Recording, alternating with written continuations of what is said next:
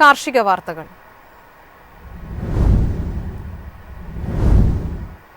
സംസ്ഥാനത്ത് വെളിച്ചെണ്ണയുടെ വില കുതിച്ചുയരുന്നു. കിലോഗ്രാമിന് 400 രൂപയും കടന്ന് മുന്നോട്ടു പോകുന്ന വെളിച്ചെണ്ണയുടെ വില ഓണക്കാലം എത്തുമ്പോഴേക്കും 600 രൂപ കടക്കുമെന്നാണ് വിപണി നൽകുന്ന സൂചന.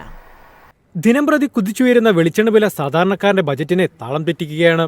നിലവിൽ കിലോയ്ക്ക് 400 രൂപ കടന്ന വെളിച്ചെണ്ണയ്ക്ക് ഓണത്തിനോടനുബന്ധിച്ച് 600 രൂപ വരെ വിലയുയരാൻ സാധ്യതയുണ്ടെന്നാണ് വിപണി വിദഗ്ധർ നൽകുന്ന സൂചന.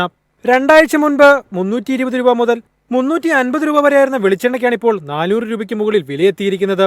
പൊതുവിപണിയിൽ ലിറ്ററിന് 420 രൂപയ്ക്കും 430 രൂപയ്ക്കും വെളിച്ചെണ്ണ വിൽക്കുന്നുണ്ട്. നാളികേരത്തിന്റെയും കൊപ്രയുടെയും വില ഉയർന്നതും വെളിച്ചെണ്ണയുടെ വില കൂടിയതിന് കാരണമായെന്ന് വ്യാപാരികൾ പറയുന്നു. കിലോയ്ക്ക് 71 രൂപ മുതൽ 80 രൂപ വരെയാണ് നാളികേരത്തിന്റെ മൊത്തവില. ചില്ലറ വിൽപ്പന ഇതിലും കൂടുതലാണ്. കഴിഞ്ഞ ഒക്ടോബറിൽ വെളിച്ചെണ്ണ ലിറ്ററിന് 230 ആയിരുന്നത് ഈ വർഷം ജനുവരി ആദ്യം 225 കുറഞ്ഞു. മെയ് ആദ്യവാരം 300 കടന്നു. സർക്കാർ പൊതുമേഖലാ സ്ഥാപനമായ കേരഫെഡിൽ 1 ലിറ്റർ വെളിച്ചെണ്ണയ്ക്ക് 419 രൂപയാണ് പരമാവധി വിൽപ്പന വില. കഴിഞ്ഞ 6 മാസത്തിനിടെ 3 തവണയാണ് കേരഫെഡ് വെളിച്ചെണ്ണ വില കൂട്ടിയത്. ഈ മാസം 9-നാണ് ഒടുവിലായി വില കൂട്ടി ലിറ്ററിന് 419 രൂപയാക്കിയത്. News desk MyFin TV. സംസ്ഥാനം കടുത്ത മുട്ടക്ഷാമത്തിലേക്കെന്ന് റിപ്പോർട്ട്. ലഭ്യത കുറഞ്ഞത് വിലക്കയറ്റത്തിനും കാരണമായി. അടിക്കടിയുണ്ടാകുന്ന വില വർധനവ് ചില്ലറ വ്യാപാരികളെയും ഹോട്ടൽ മേഖലയും പ്രതിസന്ധിയിലാക്കുന്നു. 5-6 രൂപയായിരുന്ന മുട്ടയ്ക്ക് ചില്ലറ വിൽപ്പനയിൽ ഇപ്പോൾ 8.5 രൂപ വരെയാണ് വില. കേരളത്തിൽ ഉൽപാദനം കുറഞ്ഞതും വില വർധനവിന് കാരണമായി. അമേരിക്കയിൽ മുട്ടക്ഷാമം രൂക്ഷമായി തുടരുന്നതിനിടെ ഇന്ത്യയിൽ നിന്നും മുട്ട കയറ്റുമതി ചെയ്യാൻ ആരംഭിച്ചതും പ്രതിസന്ധി വർദ്ധിപ്പിച്ചു. തമിഴ്നാട്ടിലെ നാമക്കലിൽ നിന്നാണ് മുട്ടകളിൽ നല്ലൊരു ശതമാനവും കേരളത്തിലേക്ക് എത്തുന്നത്. ഇവിടെ നിന്ന് തന്നെയാണ് ഇപ്പോൾ കപ്പൽ മാർഗം അമേരിക്കയിലേക്കുൾപ്പെടെ മുട്ട കയറ്റി അയക്കുന്നതും. 1 കോടി മുട്ടകളാണ് കഴിഞ്ഞ ദിവസം ഇവിടെ നിന്നും കയറ്റി അയച്ചത്. മുട്ടയ്ക്ക് വിദേശ വിപണി ലഭിച്ചതോടെ കേരളത്തിലെ കാര്യങ്ങൾ കൂടുതൽ പ്രതിസന്ധിയിലാവുകയായിരുന്നു. മുട്ട വ്യാപാര മേഖലയിൽ സീസൺ ആരംഭിച്ചുവെങ്കിലും ആവശ്യത്തിന് മുട്ട കിട്ടാനില്ലെന്ന് മൊത്ത വിതരണക്കാർ പറയുന്നു.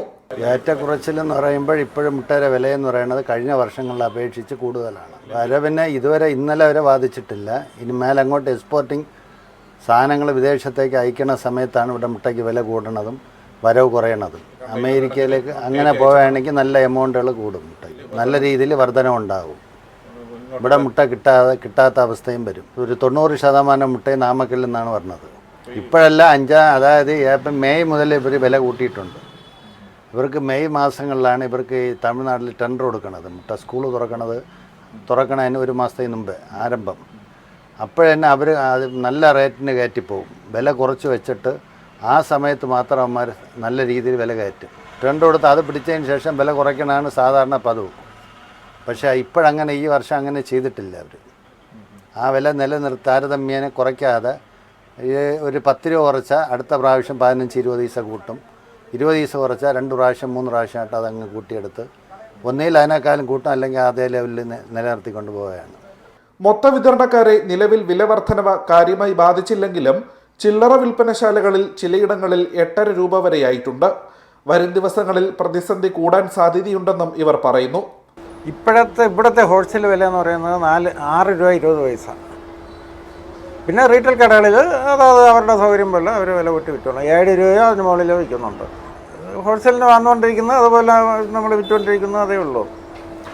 അത് ഈ സ്കൂൾ തുറക്കുന്ന സമയത്ത് ചിലവ് കൂടുതലായിരിക്കും. അത് തമിഴ്നാട്ടിലെ ഈ സ്കൂൾ പിള്ളേർക്ക് മുട്ട കൊടുക്കുന്നുണ്ടല്ലോ ഫ്രീ ആയിട്ട്. കോടിക്കണക്കിന് മുട്ട അങ്ങനെ പോകുന്നുണ്ട്. സ്കൂളുകളിലും അംഗൻവാടികളിലും ഇപ്പോൾ ഭക്ഷണത്തിനായി മുട്ട നൽകുന്നുണ്ട്. അടുത്തിടെ പരിഷ്കരിച്ച ഉച്ചഭക്ഷണ മെനുവിൽ മുട്ട ഒരു പ്രധാന വിഭവം കൂടിയാണ്. മുട്ടയ്ക്ക് വില കൂടുന്നതും തമിഴ്നാട്ടിൽ നിന്നുമുള്ള വരവ് കുറയുന്നതും വിദ്യാലയങ്ങളിലെ ഉച്ചഭക്ഷണ വിതരണത്തെയും പ്രതിസന്ധിയിലാക്കും. മുട്ട വില വർദ്ധിച്ചത് കേരളത്തിൽ തട്ടുകടക്കാർക്കും ഹോട്ടൽ മേഖലയ്ക്കും തിരിച്ചടിയാണ്. വില വർധന വരുമാനത്തെ കാര്യമായി ബാധിക്കുന്നുവെന്നാണ് ഇവരുടെ പരാതി. നമുക്ക് മുട്ടയ്ക്ക് ഭയങ്കര വിലയാണ്. നമ്മളിപ്പോൾ കടയിൽ വാങ്ങിക്കാൻ നമുക്ക് മുതലില്ല, വേഗം നഷ്ടത്തിൽ പോകണമുണ്ട്. ആൾക്കാർ നമ്മൾ മുട്ടയ്ക്ക് വില ഓംലെറ്റ് കൂടുതലാണ് വാങ്ങിയേക്കും. നമ്മൾ തട്ടുകട കലിപ്പായിട്ട് പറയിട്ട് പോകും. അങ്ങനെ കാര്യങ്ങളുണ്ട്. അപ്പോൾ നമ്മൾ പെട്ടെന്ന് വില കൂടാൻ പറ്റില്ല. നമുക്ക് ആ വിലയിൽ ഇപ്പോൾ കൊടുക്കാൻ പറ്റുന്നുണ്ട്. അതിന് നമുക്ക് ഭയങ്കര വിലയാണ്. നമുക്ക് നഷ്ടത്തിൽ പോകണമുണ്ട്. ഒരുപാടൊക്കെ പൈസ കൂടി പോകണമുണ്ട്. തുടർച്ചയായി പക്ഷിപ്പനി മൂലമുള്ള നഷ്ടമാണ് നാട്ടിലെ കോഴിക്കൃഷിയിൽ വലിയ കുറവ് വരുത്തിയത്. വീടുകളിലെ കോഴി വളർത്തലും ഗണ്യമായി കുറഞ്ഞിട്ടുണ്ട്. പല ഫാമുകളും ഉൽപാദനം കുറച്ചതും മുട്ടക്ഷാമം വർദ്ധിപ്പിച്ചു. വില വർധനവ് തടയാനും മുട്ടയുടെ ലഭ്യത ഉറപ്പുവരുത്തുന്നതിനും സർക്കാർ കാര്യക്ഷമമായി ഇടപെടണമെന്നാണ് വ്യാപാരികളുടെ ആവശ്യം. ക്യാമറാമാൻ അരവിന്ദിനൊപ്പം അമൽ, മൈഫിൻ TV, തിരുവനന്തപുരം. കടൽ മത്സ്യങ്ങളുടെ വരവ് കുറഞ്ഞതോടെ കുതിച്ചുയർന്നു ഉണക്കമീൻ വിപണി. മുള്ളൻ, മാന്തൽ, തിരണ്ടി തുടങ്ങിയ മത്സ്യങ്ങൾക്കാണ് ഡിമാൻഡ് കൂടുതൽ. മുള്ളൻ, മാന്തൾ, സ്രാവ് തുടങ്ങിയ ഉണക്കമീനിനാണ് ഏറ്റവും കൂടുതൽ ആവശ്യക്കാരുള്ളത്. തിണ്ട, കോര, തളയൻ, ചെമ്മീൻ, തിരണ്ടി തുടങ്ങിയ മത്സ്യങ്ങൾക്കും ആവശ്യക്കാരുണ്ട്. തമിഴ്നാട്, ആന്ധ്ര, ഗുജറാത്ത് തുടങ്ങിയ സംസ്ഥാനങ്ങളിൽ നിന്നാണ് ഏറ്റവും കൂടുതൽ ഉണക്കമീൻ കേരളത്തിലേക്ക് എത്തുന്നത്. ഇവിടെ നിന്നെത്തുന്ന മത്സ്യം ഒരു മാസം വരെ സൂക്ഷിച്ചു വെച്ചാലും കേടാകില്ല. അതിനാലാണ് പല കച്ചവടക്കാരും മറ്റു സംസ്ഥാനങ്ങളിലെ ഉണക്കമീനിനെ ആശ്രയിക്കുന്നത്. വടക്കൻ കേരളത്തിൽ കോഴിക്കോട് സെൻട്രൽ മാർക്കറ്റിലാണ് കൂടുതൽ ഉണക്കമത്സ്യം എത്തുന്നത്. മലയോര മേഖലയിലേക്ക് വൻതോതിൽ ഉണക്കമീൻ കൊണ്ടുപോകുന്നുണ്ട്. ഇവർ കടകളിൽ 50 മുതൽ 100 രൂപ വരെ കൂട്ടിയാണ് വിൽപ്പന നടത്തുന്നത്. നേരത്തെ കിലോയ്ക്ക് 200 മുതൽ 300 രൂപ വരെ വിലയുള്ള ഉണക്കസ്രാവിന് ഇപ്പോൾ 500 രൂപയായി വർദ്ധിച്ചിട്ടുണ്ട്. 100 രൂപയുണ്ടായിരുന്ന മാന്തളിന് 260 രൂപയായി. 50 മുതൽ 100 രൂപ വരെയുണ്ടായിരുന്ന മുള്ളന് 240 രൂപയായി. നേരത്തെ കിലോയ്ക്ക് 80 മുതൽ 100 രൂപ വരെയുണ്ടായിരുന്ന തമിഴ്നാട് മത്തിക്ക് 220 രൂപയാണ് ഇപ്പോഴത്തെ വില. വലിയ ചെമ്മീനിന് 400 രൂപയും ചെറിയ ചെമ്മീനിന് കിലോയ്ക്ക് 160 രൂപയുമായി വർദ്ധിച്ചിട്ടുണ്ട്. News desk MyFin TV. കാർഷികാവശ്യത്തിന് വെള്ളം ഉറപ്പാക്കാൻ ജലപദ്ധതിയുമായി കേന്ദ്ര സർക്കാർ. സംസ്ഥാനങ്ങളുമായി സഹകരിച്ചാണ് പദ്ധതി നടപ്പാക്കുക.